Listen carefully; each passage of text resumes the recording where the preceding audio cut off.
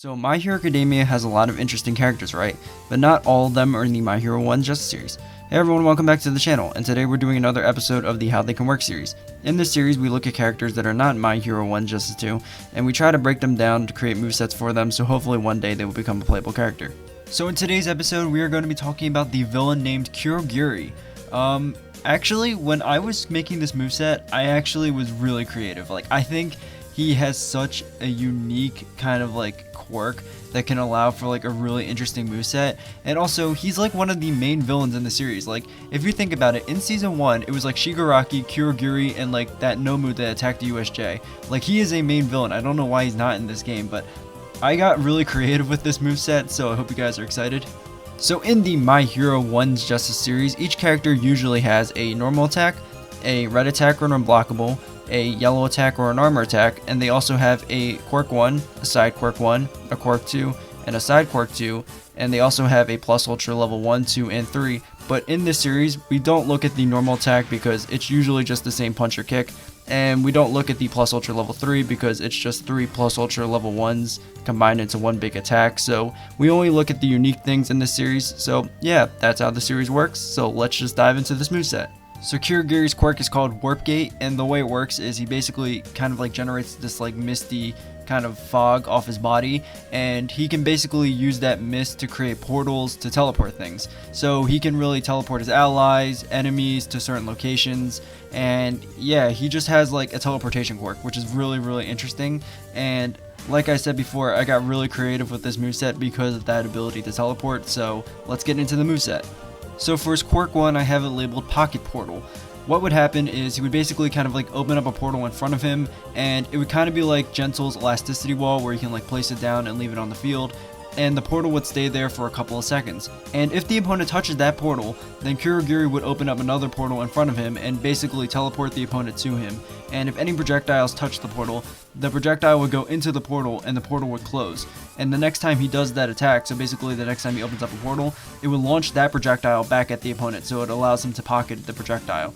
This attack allows him to basically, place down a trap, so when that trap is on the field, it can act in two ways. It can either teleport the opponent to you, so you get a free combo, or it allows you to pocket the opponent's projectiles and basically shoot it back at them. So I think it'd be pretty cool. Just picture with the projectiles how it would work. It would be like Villager in Super Smash Bros. Ultimate, where Villager can kind of absorb a projectile and then throw the projectile back at the opponent when he wants to.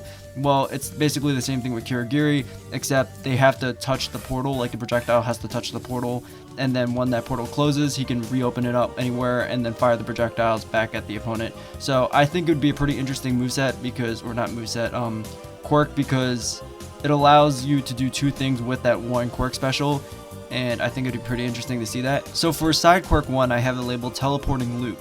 This is where Kurogiri punches the opponent, and basically that punch knocks them into a portal that he creates on the ground after the punch. Then he would open up a portal right above that other portal, so it would be kind of in a straight line, except going vertical. So there'd be a portal right above that portal on the ground, and basically the opponent would get caught in a teleportation loop where they would keep teleporting between the two portals, and they would be only caught in that loop for about 3 teleports before getting released. And if he's in the air, what would happen is he would punch the opponent to the ground, so he kind of spike them into the portal, and then they would get stuck in the loop. And I think it'd just be a really cool move because you can really link it up with your basic combo, so you go 1, 2, 3, and then because the side quirk 1 has that punch, you would basically go into that, so then you can get a free extension in your combo. And I just think it would look really cool, and it matches up with another move I made in his moveset, so you'll get a better understanding when I talk about that move, how you can really use it in a combo. Because when I make these movesets, I think of 3 things. I always try to reference the series, make sure the gimmicks are unique and fresh, or at least try to, and try to make sure they work in combos, because that's the main point of these moves. You want to try to make most of these moves link up in combos, so I always make sure to make these quirk specials link up in some way, so you can actually have some combo game with or without assist. So yeah, that's how I make these movesets. But when I talk about that one move, which is coming up, it's his side quirk 2, you'll understand how this move can link up to extend combos even more and more. That'll make more sense when I get to that. But before we get to his side quirk 2, we have to talk about his quirk 2. So for his quirk 2, I have it labeled Misty Counter. So basically, this attack is a counter, and what would happen is if the opponent hits Kurogiri while he's countering, Kurogiri would hit the opponent forward and then open a portal behind them, so the opponent would go into that portal and he would then open up a portal in the air, which would drop the opponent and it would cause a slam, so you can't really follow up after it. But it would just be a really cool looking animation, and also it would do a lot of damage because it's a counter that you can't follow up afterwards. So that's basically how his quirk 2 would work. And for side quirk 2, I have it labeled Send in the Nomu. So I have it where he would open up 2 portals in a straight line, and what would happen is the other variation of Nomu that's in the game would run out and basically kind of do like a spin attack, like, you know, the one that Nomu has where he sticks out his arms and kind of like spins in a circle. Yeah, basically he would do that, except it would be the other variation of Nomu, so it would use that asset that's already in the game. And basically this move is really good for just extending, you know, the ground combo. It's good for just doing damage. And if he's in the air, he would basically do like a tiny jump backwards and fall straight to the ground, and basically then he would start the attack. So like I said before, when I make these movesets, I always think of, like, you know, if any of these moves can link up in combos, because that's the main point. You want to try to make most of these moves, you know, link up in combos. So a combo I thought of you could do is, you know, his basic attacks 1, 2, 3 into his side quirk 1, where he'd, you know, punch them into the portal loop, and then because they're caught in that loop for 3 teleportations, he can set up this attack, so then Nomu can come out, start spinning, they get caught in that, and then you can dash forward and then extend the combo even more. So basically that's what I was thinking when I was making this move, because this is also kind of like a reference to that time when he sent in that variation of Nomu to attack Hosu City. It's that Nomu. That Nomu's already in the game, but he's kind of like locked behind like mission mode and like stuff like that. And, you know, they don't need to make a new model because that Nomu is already in the game, and it'd be pretty cool because it's kind of like a reference to the time he teleported that variation of Nomu to Hosu City.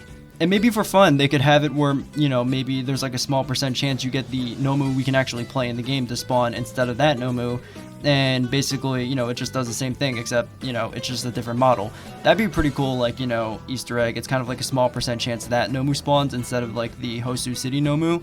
I think that would be pretty cool to see. And for his right attack, I have it where he kind of like slams the opponent to the ground, and you can't really follow up after that because he slams them to the ground. And a yellow attack where he would basically kind of like kick the opponent.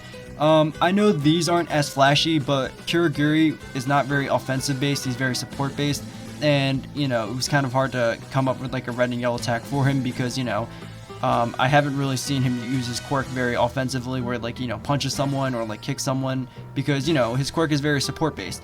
So I think these would be pretty good for him because I can picture him kind of like slamming the opponent to the ground or like kicking them. Like, it's just something I can picture him doing, so that's why I gave him those red and yellow attacks. And moving on to his level 1, I have it where the animation would start with him using his warp gate body to open a big portal near the opponent, and then Gigantomachia's fist would come out of that portal and punch the opponent forward, which would launch the opponent. I think this would be a really cool level 1 because it kind of like references Gigantomachia, because Gigantomachia is huge, so he can't really like fit in the game, but I know a lot of people like to see, you know, larger characters come to the game like Gigantomachia and stuff, and I think this would be pretty cool to, like, you know, reference, you know, that character in this moveset because, you know, he's massive, but, you know, Kurogiri can technically open up a portal and then, you know, have Gigantomachia's fist come out of it as his like level 1, which would do a lot of damage and also launch the opponent and stuff, so I think it would be a pretty cool level 1 for Kurogiri. And moving on to his level 2, I have it where the animation would start with him spreading his mist around the opponent and teleporting the opponent to various villain stages in the game.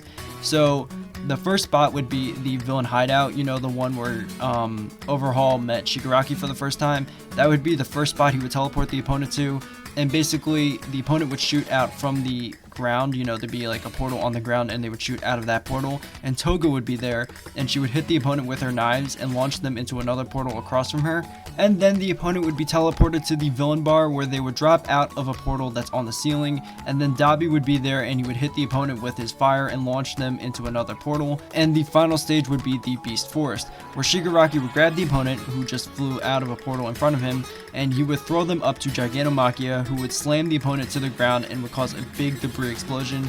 Then the animation would end with Kurogiri teleporting the opponent who has just been knocked out back to his location, and that would be the end of the level 2.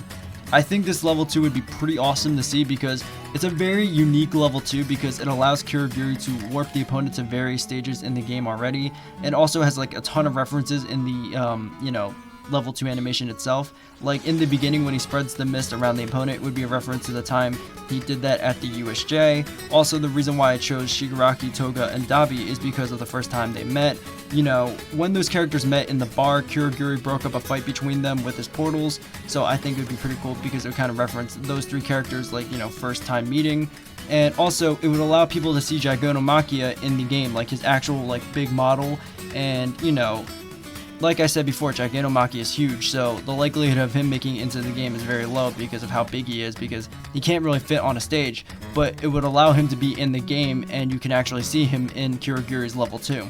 Now, I know the various stages, like acting like the background, might be a little difficult, so if they can't do that, or if it can't work as like the background, then they could totally swap that idea out for like the dark background that some of the other characters already have in the game. You know, like Shigaraki, Tokoyami, you know, they're like dark backgrounds. They could totally swap it out instead of having like the backgrounds being other various stages that are already in the game. But I think the various stages would be a lot cooler to see. But that is my moveset for Kurogiri. I am so surprised that he's not in this game yet because, you know, he's like one of the main antagonists in the series, you know, especially back in like season 1 when he was like part of that 3, you know, big main antagonists. It was him, Shigaraki, and Nomu. Like, you know, like they were like the 3 main antagonists in season 1, and he's continued to be like a main antagonist throughout the series, so I'm surprised he's just not been in the game yet. But hopefully one day he makes it into the game because I think he has like a really interesting quirk that could allow for like a very creative moveset. And again, he's a main antagonist, so I feel like he'd be a pretty cool character to see. Again, we are getting a season 2 pass, so maybe he might be on that pass. You know, I think he'd be a pretty cool addition. I wouldn't mind seeing him. I think he'd be really cool. But if you guys would like to see a specific character in this series, let me know down in the comments below. I'd be happy to try to create a moveset for that character. And if you guys did enjoy, please like and subscribe. That would be amazing. And I hope you guys enjoyed this video, and I'll see you guys next time. Later.